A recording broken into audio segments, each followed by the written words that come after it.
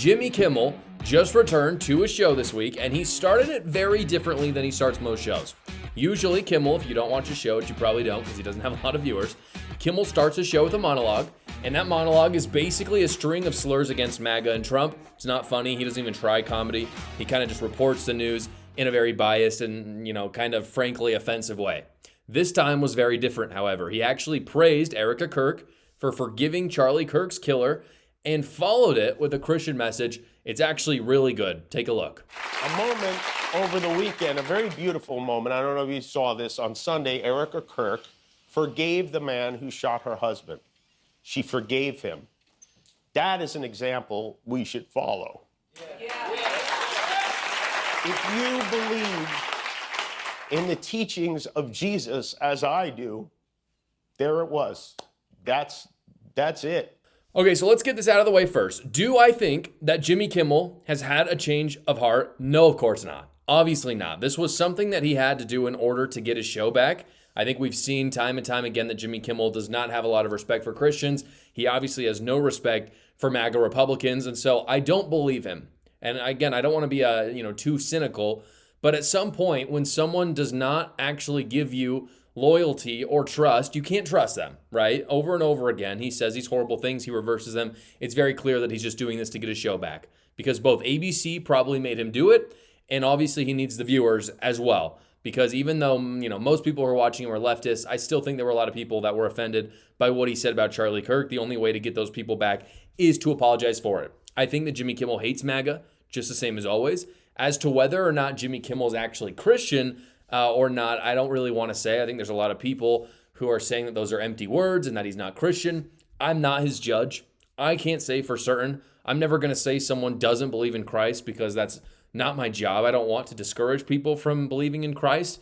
Why would I do that? However, what I will say is that the things that he supports politically don't seem to align with the teachings of Christ. And I think that we can all look at that and judge for ourselves whether he is living a Christ-like life. So I think, from my opinion, I find his words hollow. I find them empty. Jimmy Kimmel continued by issuing an official apology to MAGA and the Kirk family. Here's what that looked like. You understand that it was never my intention to make light of the murder of a young man. I don't think there's anything funny about it. I posted a message on Instagram on the day he was killed, sending love to his family and asking for compassion, and I meant it, and I still do. Nor was it my intention to blame any specific group for the actions of what it was obviously a deeply disturbed individual. That was really the opposite of the point I was trying to make, but I understand that to some that felt either ill-timed or unclear. So I totally understand the tendency people have to being skeptical of this man's apologies. He's done it before. I don't think he's being genuine personally. However, that is actually not relevant to what is most important about this story. What matters the most right now is that we won, and we are continuing to win. When leftists like Jimmy Kimmel go on live TV and say that he's sorry for saying bad things about conservatives and their family, when he goes on live TV to say that being Christ-like is a good thing, that is a win, and we should take it as a win. When you look at people and you don't take it as a win, you kind of just spoil it. You should take the win and keep going with it. Use that momentum to make other people do the same thing. It signals, I think, the massive cultural shift in America because both on the conservative side, which is good, but the pro-Christian side, which frankly is even more important. I think we're seeing it right now. I think we were seeing it even before Charlie Kirk was assassinated. But with the assassination of Charlie Kirk, you are seeing massive, massive shifts in the pro-Christian direction, which is fantastic. I wasn't planning on talking about this originally, but it just kind of fits perfectly in with this. Today on the show, the day that it's being aired, September 24th, a very important day for me. 6 years ago, this is why it's important. 6 years ago, today I became an ordained minister, received a ministerial license, and I became a missionary. So there's a big part of my Christian journey. I went to Mexico City literally on this day 6 years ago, did some training there. Then I went to rural Washington where I served as a missionary for 2 years. That's where I was. And it was the most meaningful 2 years of my life because when I say full time, I mean like every single minute of every day, I was either reading the scriptures or I was out on the streets talking about Christ, or I was in church, or I was with young people trying to also convince them of the divinity of Christ, or I was baptizing people and helping them come to Christ that way. And that's why it was so meaningful. And so, again, it's made me the God-fearing man I am today. And the reason why I bring it up is because I think that's the way our country could be headed. And not necessarily, it doesn't have to be headed that way. I hope it is. I think we could be headed towards a revival of our Christian roots only if we take these wins. Only if we force, I think, politically, people like Jimmy Kimmel to admit that being Christ-like is a good thing.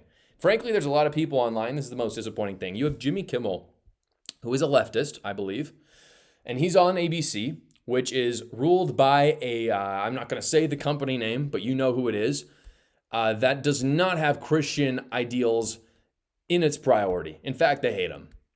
And you have him saying that being Christ-like, like Erika Kirk was by forgiving her husband's murderer, he's saying that's a good thing. And you have a lot of people who are saying they're Christians. Again, I'm not going to say whether they are or not. But you have people online saying that it was a bad thing that Erika Kirk forgave Charlie's murderer. Let's be very clear about this. Christ told us to forgive all men, always. He forgave people who were repentant and who were not repentant in his life. That is something that happened. And so you don't want Jimmy Kimmel to become the person that is teaching us to be Christian.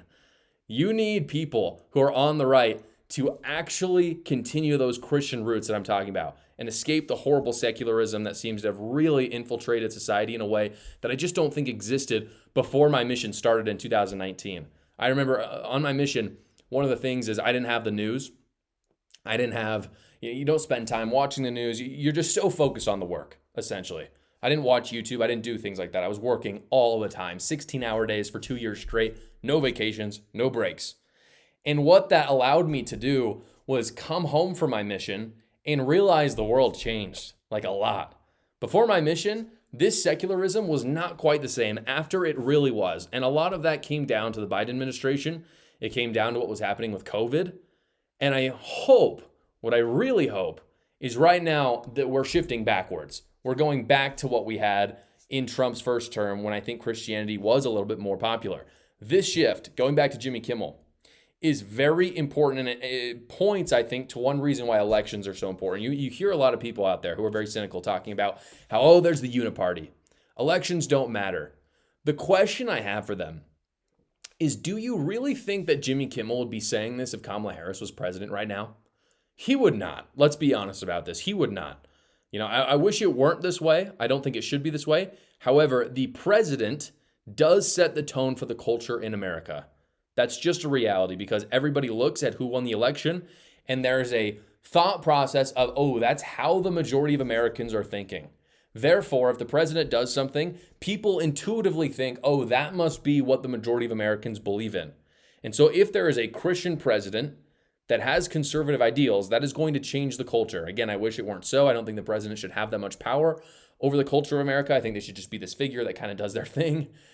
But that's not how it is. Now, again, going back to ABC and Jimmy Kimmel, even though ABC is airing Jimmy Kimmel again, does not mean he's going to be on all the local affiliate channels, which I think is a good thing because I think accountability is important. Sinclair, which is a huge media company that hosts local ABC affiliates, announced that they would not have his show play anymore. You also have Nexstar, which is another huge media company. They said the same thing. This is from Nexstar. According to CNBC, they made a statement. They said, we have made a decision last week to preempt Jimmy Kimmel Live following what ABC referred to as Mr. Kimmel's ill-timed and insensitive comments at a critical time in our national discourse. We stand by that decision, pending assurance that all parties are committed to fostering an environment of respectful, constructive dialogue in the markets we serve. Then they said, in the meantime, we note that Jimmy Kimmel Live will be available nationwide on multiple Disney-owned streaming products, while our stations will focus on continuing to produce local news and other programming relevant to their respective markets. So there are consequences for saying horrible things, and there should be. That is not anti-free speech, like leftists and Democrats are saying right now. These are public companies. Sinclair is a public company that have a responsibility to their shareholders to maximize their profits, but also to protect themselves and actually produce a good quality product for the people who watch. Again, I don't know how many people are really watching the local affiliates, but some do. You know, people who are 65 plus, probably more than my generation.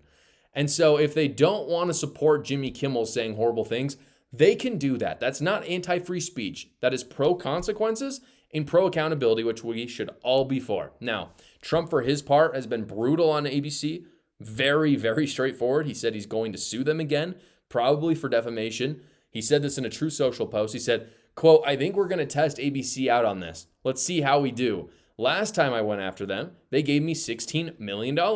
This one sounds even more lucrative. A true bunch of losers. Let Jimmy Kimmel rot in his bad rating." So there's no love for Jimmy Kimmel or ABC from Trump. Democrats in bad faith are saying that this is anti-free speech as well. It is not. This is also not anti-free speech. It is pro-accountability. Because if Jimmy Kimmel defamed Trump, he's going to lose the lawsuit. And defamation is illegal. So that would be justice served. Now, if he does not lose, if Trump loses, then he gets to stay on air and he doesn't have to pay any money. So it turns out words have consequences. The justice system does work it out. That is true for this show that I'm doing. I could be sued for defamation at any point. That's not anti-free speech. That's the law. It's also true for Jimmy Kimmel's show. That doesn't make Trump anti-free speech. If he thinks that he can win a defamation suit, I think he should go for it. Don't support streaming services that hate your guts. Support streaming services that are conservative, like We the Free. We the Free is a fantastic streaming service that has pro-Second Amendment content as well as political commentary shows and movies like mine. Go check it out right now. The link is in the description below. Thank you so much for watching or listening to this episode, everybody. Please like the video so other great patriots like yourselves will see it. And you can tune in every single weekday at 6 p.m. Eastern for the live show, or you can watch another video right here.